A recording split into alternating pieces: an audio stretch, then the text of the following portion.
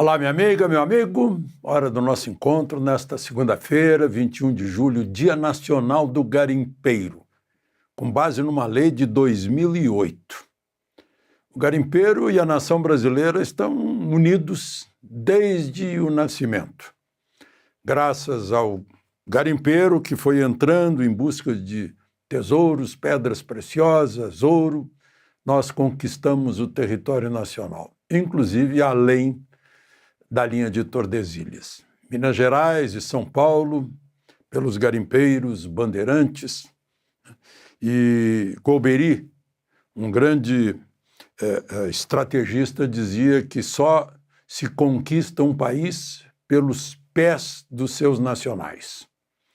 É o que os garimpeiros fazem. E hoje, garimpeiros humildes estão sendo escorraçados como se fossem ameaça estrangeira, como se fossem ONGs estrangeiras lá na Amazônia. As ONGs ainda ganham dinheiro de fora. E o garimpeiro está lá defendendo a família. Eu aproveito para lembrar do meu amigo José Altino Machado, que eu conheci há quase 50 anos, nacionalista, patriota, meu companheiro de artigo semanal da Gazeta do Amapá. Zé Altino, que temos praticamente a mesma idade, ainda hoje é um grande lutador pela Amazônia brasileira. Bom, lembre-se de se inscrever se ainda não fez isso, e ao final de deixar o gostei ou não gostei.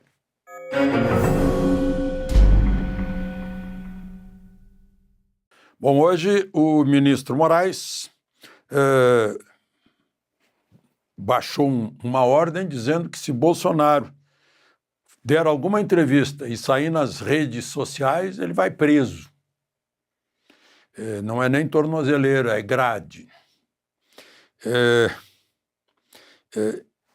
Qualquer coisa que ele fale vai acabar nas redes. Não sei como administrar isso. Ele hoje foi à Câmara dos Deputados, está em pleno recesso, férias, vazia. E tinha lá, não deu para contar, talvez 60 deputados de oposição, saudando o Bolsonaro. Rezaram um Pai Nosso, conduzido por um dos deputados, o Marco Feliciano, que é pastor. Depois o líder do PL fez um discurso, Sóstenes Cavalcanti, anunciando que formaram 3 comissões. Uma comissão presidida pelo Gustavo Gayer, que é juntar a comunicação de toda a oposição. Outra conduzida pelo Cabo Gilberto, para alinhar as pautas da oposição da Câmara e do Senado. E, por último, uma comissão de mobilização nacional conduzida por Zé Trovão e Rodolfo Nogueira, pró-Bolsonaro. Bolsonaro, lá pelas tantas, mostrou a tornozeleira,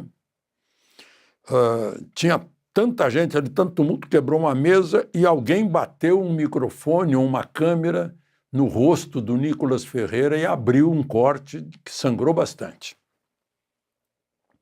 Bom, o tal pendrive fizeram uma perícia ultra, super, hiper rápida. Em um dia já tinham o laudo pericial e anunciaram que era um conteúdo irrelevante. Eu fico pensando, né, tem uma das garantias da cláusula pétrea, artigo 5º da Constituição, está no inciso 10º, é a inviolabilidade da intimidade. Eu fico imaginando, né, só imaginando, um pendrive num banheiro de uma casa onde mora um casal.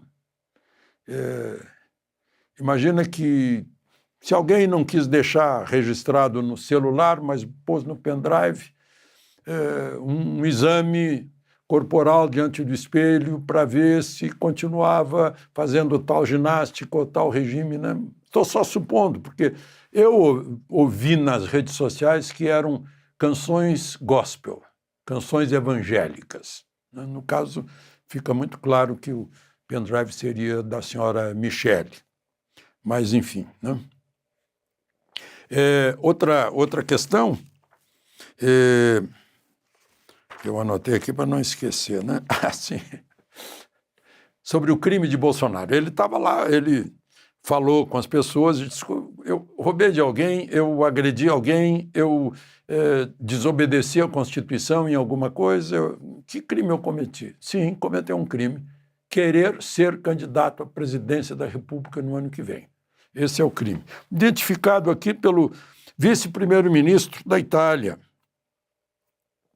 que eu recebi aqui, o Matteo Salvini, né? Ele lembra, está lá, está em italiano, né? Ele deu até uma entrevista a Il Giornale, lá na Itália. Bolsonaro está na prisão domiciliar. Le Pen, condenada. Eleição na România foi falsificada, foi fraudada. Orbán está sob fiscalização. O primeiro partido alemão está quase fora da lei. Está me soando como uma clara direção de um estilo Soros. Não ficaria surpreso se não fosse aí uma conspiração contra a direita no mundo. Só para lembrar, a direita, nesse momento, está muito bem no Chile. Eu estava vendo as pesquisas do Chile. A candidata do Partido Comunista está com 21% e os dois de direita, centro-direita, estão com 36%, por aí, na pesquisa aqui, a última pesquisa lá no Chile. Bom, o ex-presidente Supremo, também ex-presidente da Justiça Eleitoral, Marco Aurélio Melo, numa entrevista ao Poder 360, disse que nesse processo do Bolsonaro, ele disse, aspas, está tudo errado, a começar pela competência, né? Que é o que a gente fala, o juiz natural. O juiz natural de Bolsonaro é a primeira instância. Aí ele pergunta, é bom que ele nos lembre disso, que a minha memória também não tinha linkado uma coisa com a outra. Onde foi julgado o ex-presidente Lula? Foi na primeira instância. Foro prerrogativo de função visa o cargo e não o cidadão, né? Aí ele, falando sobre o Supremo, lastimavelmente não há ninguém lá pondo o dedo na ferida. Eu sempre divergi quando deveria e me julgavam esquisito. Eu já vi várias vezes o ministro Fux, inclusive quando assumiu, dizendo que o Supremo não podia decidir coisas que são de outro poder, o legislativo, né? Que tem que decidir no voto no plenário do legislativo, no plenário político. O Supremo não é tribunal político. Isso Fux disse. E aí, no voto do ministro André Mendonça, que a gente viu há pouco, ele exatamente um voto brilhante de mestre, né? Magister Dixit, quando ele falou, exatamente mostrando as falhas do Supremo. Eu fiquei encucado com uma citação, porque eu gosto muito de ler, de escrever, né? Da língua portuguesa e dos grandes valores da língua portuguesa, numa citação de Machado de Assis, que o ministro Moraes usou para baixar aquelas medidas cautelares contra Jair Bolsonaro. Ele diz assim, o imortal Machado de Assis proclamava que a soberania nacional é a coisa mais bela do mundo, com a condição de ser soberania e de ser nacional. Por que ele usou isso? É uma absoluta e clara ironia. Machado de Assis está ironizando a soberania nacional, né? É mais ou menos como Fernando Pessoa diria, o rio da minha terra é o maior rio do mundo, né? Não é maior que o Tejo, mas é o rio da minha terra. É mais ou menos o mesmo raciocínio que Machado de Assis faz. E agora eu sou salvo pelo Matheus Conte, na Oeste, que achou que é uma crônica, está numa crônica de Machado de Assis, História de 15 Dias.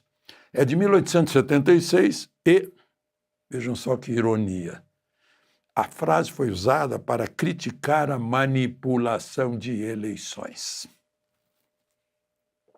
Aliás, eu escreveria diferente, né? O ministro Moraes escreveu: o imortal Machado de Assis proclamava que... Não, ele não ficava proclamando isso na rua, né? Eu escreveria, né, o imortal Machado de Assis, né, ironizou que... Ele falou uma vez só e foi ironia. Ele não fez uma proclamação, né? Mas, enfim, só para registrar essa história.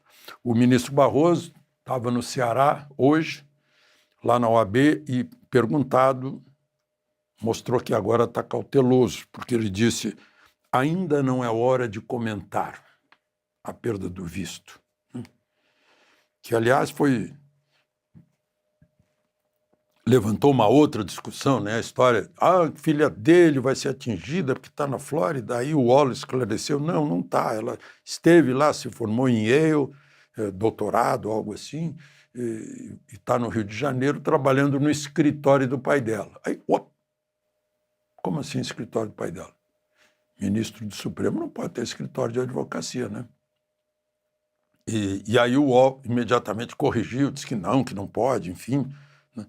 Mas aí já puxaram o Oi Luiz, puxou lá de 2018 uma discussão entre Barroso e Gilmar Mendes, em que Gilmar Mendes revida dizendo: vou recomendar ao senhor ministro que feche seu escritório de advocacia.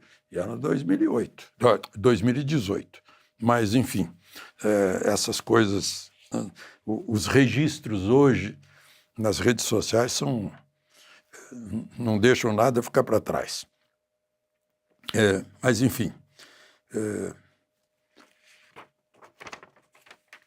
eu tinha anotado aqui para falar de algo, eu vou resumir bastante depois, falando no rádio, na gravação que vai para a rádio eu vou estender mais.